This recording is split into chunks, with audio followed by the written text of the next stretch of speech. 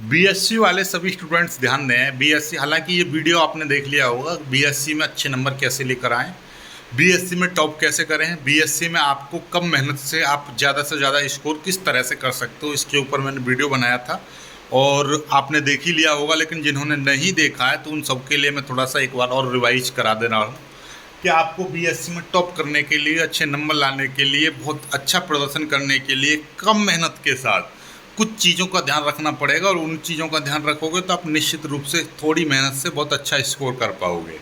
उसके लिए आपको अपने सिलेबस को पहले एक बार स्टडी करना है, सिलेबस के अकॉर्डिंग ही पढ़ाई करनी है। होता क्या है कि बहुत से स्टूडेंट्स को अपना सिलेबस नहीं पता होता है और वो किसी और यूनिवर्सिटी के सिलेबस को लगातार पढ़ते ही जाते हैं। तो इसलिए इस चीज़ का इंश्योर कर लें कि आप जो पढ़ रहे हैं क्या वो आपकी यूनिवर्सिटी का सिलेबस है या नहीं। ठीक है, क्यों? क्योंकि आपकी ही यूनिवर्सिटी के सिलेबस से ही आपका पेपर बनेगा।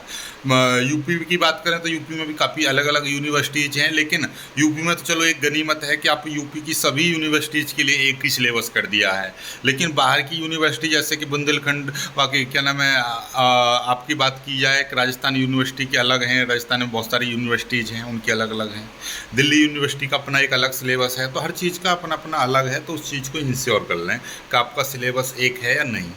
दूसरी चीज़ कि रेगुलर स्टडी करनी है। ऐसा नहीं है कि आप 2 दिन पढ़ाई करने के बाद में पढ़ाई छोड़ दे रहे हो और 4 दिन पढ़ाई कर रहे हो, फिर 2 दिन का गैप मार दिया कि आज तो हमने बहुत ज़्यादा पढ़ लिया 8-9 घंटे, अब 2-3 दिन गैप मार दें। ऐसा नहीं।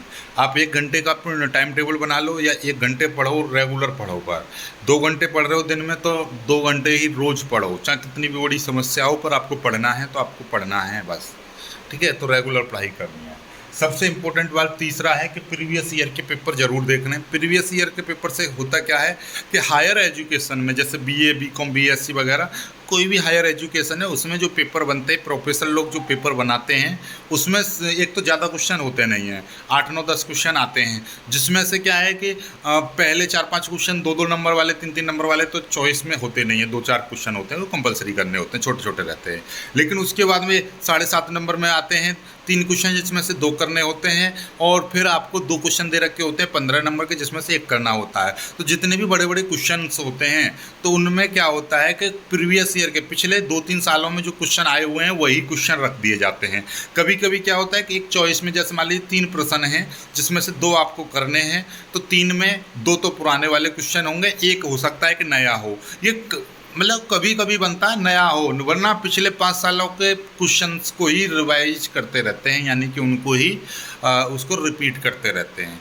तो एक आध क्वेश्चन नया डालते हैं, अदरवाइज वो पुराने क्वेश्चनों को ही रिपीट करते रहते हैं। तो इस चीज़ का इंश्योर कर लें कि आप पुराने पेपर पढ़ रहे हो या नहीं पढ़ रहे, पढ़ते रहना, क्योंकि पुराना पेपर जब आप पेपर देखोगे तो आपको पुराने क्वेश्चन ही रिपीटेड मिलेंगे। ठीक है, चलिएगा। बाकी नोट्सों का ध्यान रखिएगा। चौथा पॉइंट है आपके लिए नोट्स खुद के बनाएं, अपने हाथों से बनाएं, स्वयं बनाएं। जैसे हम पढ़ा रहे हैं तो हमारे पढ़ाए हुए नोट्स आप लिख लीजिए, कोई दिक्कत नहीं है। पीडीएफ दे रहे हैं उसको लिख लीजिएगा, लेकिन साथ में आप उसको जब पढ़ रहे हो, आप स्वयं पढ़ रहे हो, तो उस समय भी अपने हाथों से नोट्स लिखें। जैसे कि कोई भी एक परिभाषा है, तो जैसे कि हमारी सदिश राशि की परिभाषा है, तो उस सदिश राशि की परिभाषा को आप पढ़ो और उसके बाद में अपने हाथों से अपनी कॉपी पर लिख लो सदिश राशि ये होती हैं। तो जो आप अपने हाथों से लिख रहे हो वो आपको लॉन्ग समय तक याद रहेगा और उसमें से पढ़ोगे तो आपको जल्दी याद रहेगा। ठीक है, तो जल्दी याद भी हो जाएगा। ठीक, चलिए 4 पॉइंट समझ में आ गए। और 5वां पॉइंट है रिवीजन। जो भी आप अब तक पढ़ रहे हो, आपने जितना भी पढ़ा है, जैसे मान लीजिए 1 यूनिट कंप्लीट कर ली तो 4 दिन बाद उसका रिवीजन ज़रूर करते रहना। होता क्या है कि 1 यूनिट आपने कंप्लीट कर ली, आप नया सिलेबस पढ़ते जा रहे हो, पुराना आपका गुल होता जा रहा है क्योंकि आप रिवीजन नहीं कर रहे हो। तो रिवीजन सबसे मस्ट इम्पोर्टेंट है, रिवीजन ज़रूर करना है। बस ये सारी चीज़ें 5 पॉइंट हैं बेसिकली इम्पोर्टेंट। छठा पॉइंट है टाइम टेबल। टाइम टेबल को, टाइम मैनेजमेंट आपको ज़रूर करना अपने आप का, अपने सब्जेक्ट्स के अनुसार कि आपको जिसमें इंटरेस्ट है सब्जेक्ट में, जो अच्छा सब्जेक्ट है वो चल ही रहा है तो आप उसको समय थोड़ा कम दें, जो तुम्हारा कमज़ोर सब्जेक्ट है उसको थोड़ा ज़्यादा समय दें। टाइम को मैनेज करके चलें। आपको खाना पीना, खेलने विलने और घर के काम के लिए ऐसा टाइम निकालें कि आपको पढ़ाई के लिए एक निश्चित समय और एक अच्छा समय मिले। अच्छा समय का मतलब ये है कि आप शांति से पढ़ाई कर सको, उसमें कोई डिस्टर्बेंस ना हो। ठीक है, तो इसलिए आप सारी चीज़ों को मैनेज करके चलोगे। ये काम आप 4 से 5 दिन करके देखिएगा, मैं कह रहा हूँ 1 हफ्ते करके देखिएगा, 1 हफ्ते में ही आपको फ़र्क साफ साफ नज़र आने लगेगा, अपने आप में इम्प्रूवमेंट नज़र आएगा।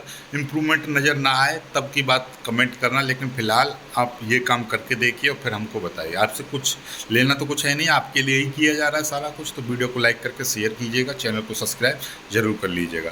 जय हिंद।